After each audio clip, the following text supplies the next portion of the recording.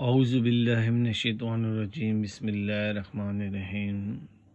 سپارہ number 3 رقم number 3 اور 4 کا ترجمہ آج ہم پڑھیں گے، اور آپ سے ریکویسٹ ہے کہ ترجمہ سارا سنیں اور ثواب کی نیت سے آگے شیئر بھی کر دیں۔ اللہ پاک سے دعا ہے کہ اللہ پاک ہمیں اس پہ عمل کرنے کی توفیق دیں۔ تمام بھائیوں سے معذرت بھی کروں گا کہ بہت دنوں سے ترجمہ شیئر نہیں کر سکا۔ اللہ پاک ناراض تھے یا اللہ پاک توفیق نہیں دے رہے تھے، تو اللہ پاک کی توفیق سے آج شکر ہے الحمدللہ آج قرآن پاک پڑھا اور ترجمہ آپ سے شیئر کرنے لگا ہوں، تو ہمارے ساتھ رہیں۔ بسم اللہ الرحمن الرحیم۔ اے نبی، لوگوں سے کہہ دو کہ اگر تم حقیقت میں اللہ سے محبت رکھتے ہو تو میری پیروی اختیار کرو۔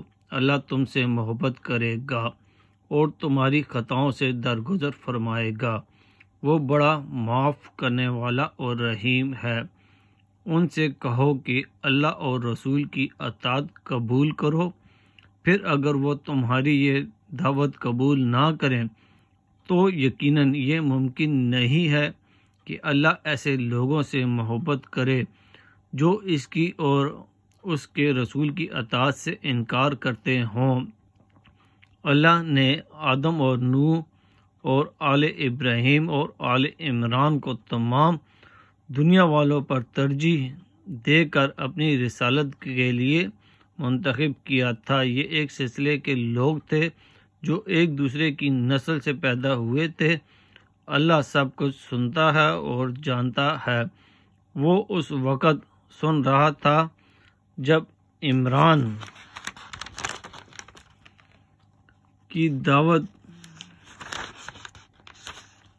کہہ رہی تھی کہ میرے پروردگار، میں اس بچے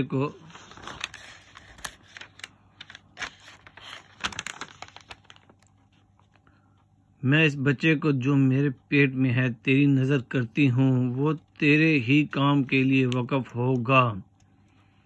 میری اس پیشکش کو قبول فرما، تو سننے اور جاننے والا ہے۔ پھر جب وہ بچی اس کے ہاں پیدا ہوئی تو وہ اس نے کہا کہ مالک، میرے ہاں تو لڑکی پیدا ہو گئی ہے، حالانکہ جو کچھ اس نے چنا تھا اللہ کو اس کی خبر تھی۔ وہ لڑکا لڑکی کی طرح نہیں ہوتا۔ خیر، میں نے اس کا نام مریم رکھ دیا ہے، اور میں اسے اور اس کی آئندہ نسل کو شیطان مردود کے فتنے سے تیری پناہ میں دیتی ہوں۔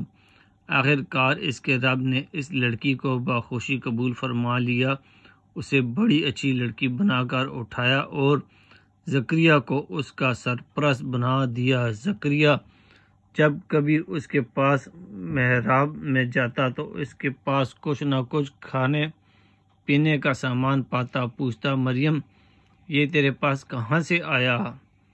وہ جواب دیتی، اللہ کے پاس سے آیا ہے۔ اللہ جسے چاہتا ہے بے حساب رزق دیتا ہے۔ یہ حال دیکھ کر زکریا نے اپنے رب کو پکارا، پروردگار، اپنی قدرت سے مجھے نیک اولاد عطا کر، تو ہی دعا سننے والا ہے۔ جواب میں فرشتوں نے آواز دی جبکہ وہ محراب میں کھڑا نماز پڑھ رہا تھا، اللہ تجھے یحییٰ کی خوشخبری دیتا ہے۔ وہ اللہ کی طرف سے ایک فرمان کی تصدیق کرنے والا بن کر آئے گا۔ اس میں سرداری و بزرگی کی شان ہوگی، کمال درجہ کا ضبط ہوگا، نبوت سے سرفراز ہوگا اور صالحین میں شمار کیا جائے گا۔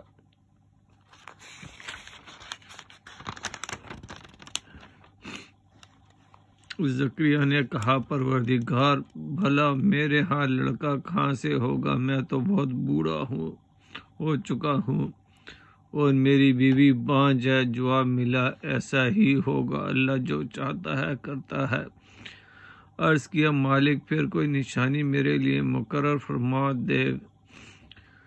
کہا، نشانی یہ ہے کہ تم 3 دن تک لوگوں سے اشارہ کے سوا کوئی بات چیت نہ کرو گے یا نہ کر سکو گے۔ اس دوران میں اپنے رب کو بہت یاد کرنا اور صبح و شام اس کی تسبیح کرتے رہنا۔ پھر وہ وقت آیا جب مریم سے فرشتوں نے آ کر کہا، اے مریم، اللہ نے تجھے برگزیدہ کیا اور پاکیزگی عطا کی اور تمام دنیا کی عورتوں پر تجھ کو ترجیح دے کر اپنی خدمت کے لیے چن لیا۔ اے مریم، اپنے رب کی تابع فرما بن کر رہ، اس کے آگے سر سجود ہو اور جو بندے اس کے حضور جھکنے والے ہیں ان کے ساتھ تو بھی جھک جا۔ اے نبی، یہ غیب کی خبریں ہیں جو ہم تم کو وحی کے ذریعے سے بتا رہے ہیں، ورنہ تم اس وقت وہاں موجود نہ تھے جب ہیکل کے خادم یہ فیصلہ کرنے کے لیے کہ مریم کا سرپرست کون ہو اپنے قلم پھینک رہے تھے، اور نہ تم اس وقت حاضر تھے جب ان کے درمیان جھگڑا برپا تھا، اور جب فرشتوں نے کہا، اے مریم، اللہ تجھے اپنے ایک فرمان کی خوشخبری دیتا ہے، اس کا نام مسیح عیسیٰ ابن مریم ہوگا، دنیا اور آخرت میں معزز ہوگا، اللہ کے مقرب بندوں میں شمار کیا جائے گا، لوگوں سے کہوار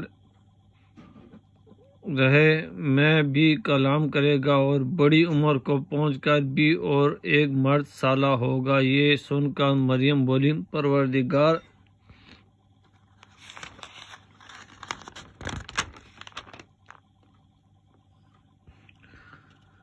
ہاں، بچہ کہاں سے ہوگا؟ مجھے تو کسی مرد نے ہاتھ تک نہیں لگایا۔ جواب ملا، ایسا ہی ہوگا، اللہ جو چاہتا ہے پیدا کرتا ہے، وہ جب کسی کام کے کرنے کا فیصلہ فرماتا ہے تو بس کہتا ہے کہ ہو جا، اور وہ ہو جاتا ہے۔